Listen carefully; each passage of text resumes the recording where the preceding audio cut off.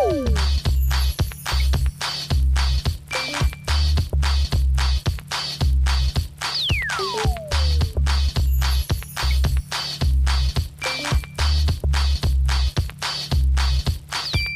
want to welcome everybody here tonight to Lady Bunny's memorial. It's an exciting evening. Actually, I'm kidding. She's alive. She's over here with a dress full of mirrors. And quite funny is that she didn't even look at either one of them when she got dressed. I'm originally from New Orleans, Louisiana. I had worked in the theater and costume business there for many years until Hurricane Katrina. I chose to come visit a friend here in New York City, and that's when I started thinking that maybe this would be the place for me. It felt lovely to be the MC of the show, mainly because of the fact I felt like those two old men on the Muppet Show that just talk shit about everybody during every performance. Now, actually tonight we're here for an intervention to tell Sherry Vine to stop singing. It's good just to have that fluidity and you get to do what you do and no one's judging me. I just gotta move that shit along, you know? Now, our next gal is a fabulous entertainer. She's a dear friend of mine. I actually enjoy everything she does. Her name is... I prefer to deal with people and make fun of them. You know, but the biggest joke is me. I know what I am. I don't believe any of this insanity. So it's not like I go in, I'm better than you. I like a verbal war. I love it when Bunny comes after me or tries to.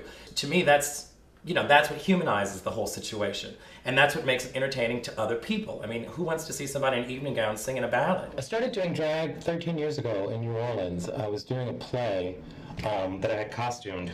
And there was a role at the end of the show that required a drag queen. Every night you have to prove that you deserve to be there. Because one night there's somebody that's gonna go, she didn't kick that high, she didn't do this. So every night you have to prove that you deserve that position, which means you can't slack, you know? And you've got to be on your game.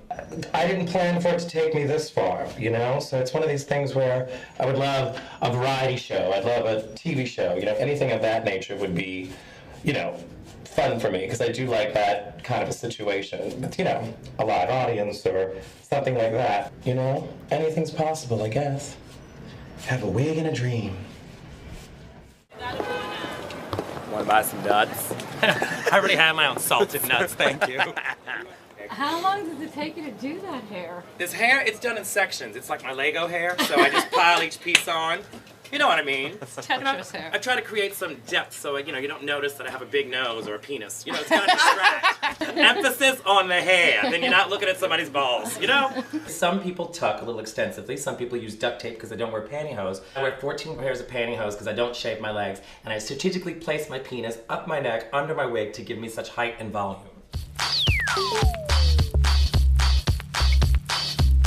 Because of the way people treated you, because, you know, you were either called names or you were ridiculed, the advantage to that is you end up with really thick skin. So by the time you get to high school and people call you gay, it's like, please, I've been called worse by better. I'd rather do this than have an office job, or I'd rather do this than, you know, than sit in a cubicle or wander through life being married with kids wondering what the shit's wrong with me. The New York life is very glamorous, and it's this and it's that, and there's far more opportunity.